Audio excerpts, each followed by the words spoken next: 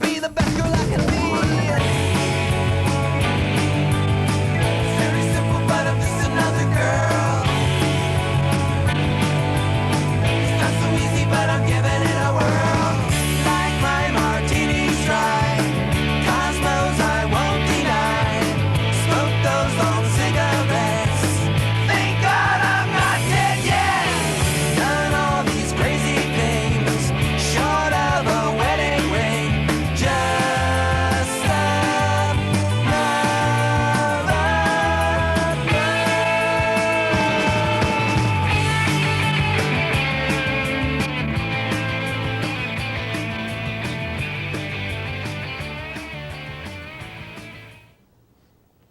Good evening. Thanks for joining us. I'm Kallista Solomon, and you're watching NLC Trans. Tonight I'm here with my dear friends and co-hosts, Tara Alexander and Stacey Dozier, who is not, by the way, Lily Percy. There was some confusion from one of our viewers, apparently, who thought you were Lily. Lily, we are actually hoping, this is Stacey, if that's not abundantly clear. We're hoping to get Lily back on the show at some point. Right. Lily is a whole lot of fun. She's just been really busy with other things, and so we have not been able to get her on, but hopefully we will. Anyway, gee, guess what tomorrow is? It's tax day. Happy tax day. That's not a happy thing at all, is it? I actually managed to I finished my taxes today. They're in the mail. Everything is done. Now all I have to do is wait for the audit. but anyway, so tonight I was hoping, I mean, obviously we can talk about anything we want. We can talk about my love life if you guys want, but I know that's a threat, isn't it? That's coming to be a threat, the whole love life thing.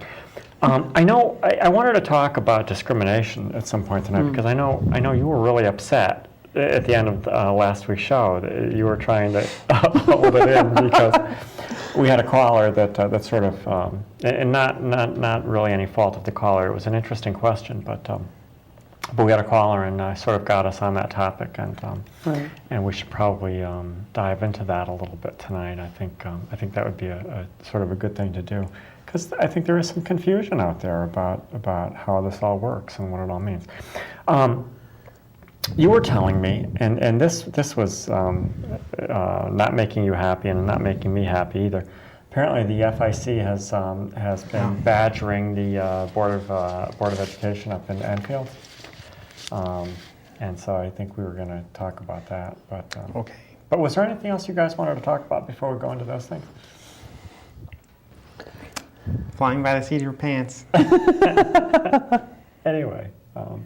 Yeah, so we should probably talk about the FIC thing. That was, for those of you that don't know, the FIC is the Family Institute of Connecticut, sort of our nemesis.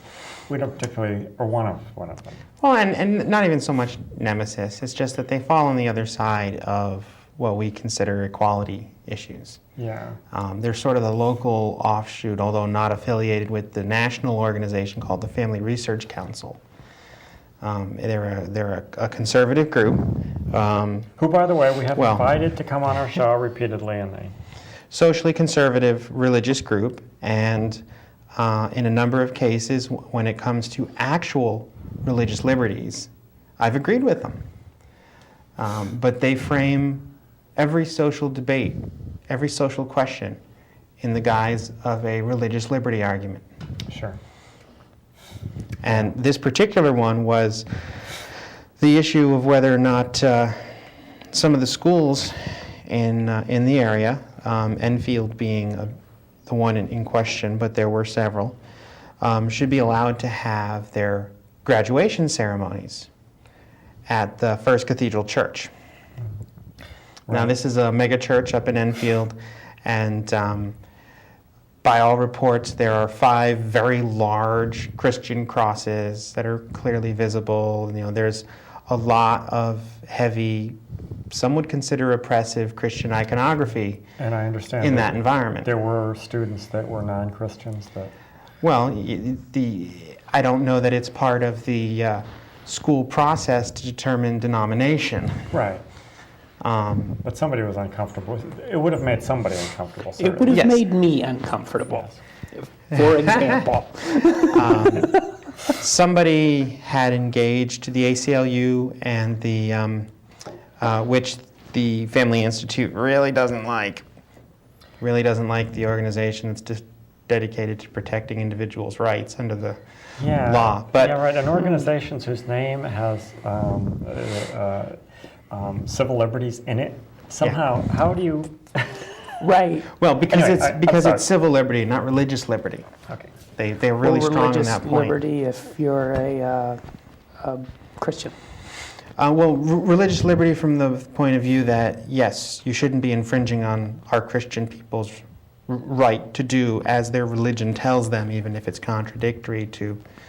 But what the FIC doesn't usually take on is that in this case, it wasn't just the ACLU that got involved. It was also the group called the Americans for the Separation of Church and State. Okay. Because the ACLU was threatening to sue these school systems if they continued to have their secular graduation in a religious institution. They were threatening, and I don't know the exact legal arguments that they were going to use, because, Peter Wolfgang and the Family Institute newsletter rarely lists specifics. These are all FUD Right. stuff. But that,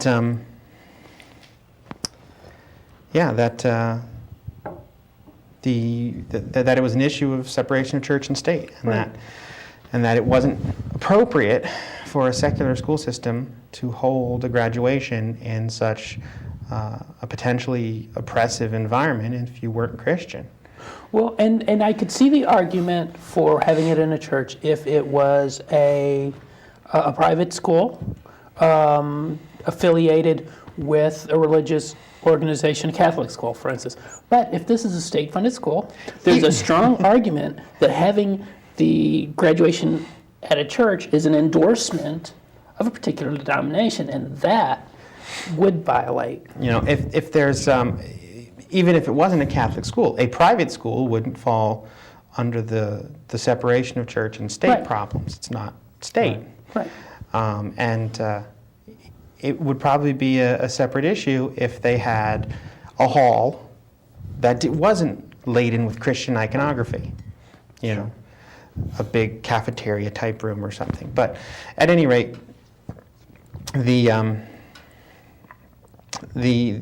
Enfield Board of Education had several meetings on it, and there was a lot of pressure put on them. The FIC claims there was a lot of pressure. Well, they claim there was a lot of pressure from the ACLU, and then they claim the ACLU's arguments were weak and flimsy. If they were weak and flimsy, there couldn't have been a whole lot of pressure. Right. But every time the word got out that there was going to be a Board of Education meeting, of course they send their email blast around, and the 9 board members on the board in Enfield get 36 phone calls each from members of the FIC. Right. He's not clear if these FIC members are Enfield residents or not. Whether they actually ought to have a say in whether Right. Enfield Right. has Let me the guess. graduation there or not. I bet they're not. But Staffers wouldn't call. but they were successful, and that was in the news today. That after a letter writing campaign and an emailing campaign and showing up at the Board of Ed meetings and calling it dinner time or whatever tactics they used,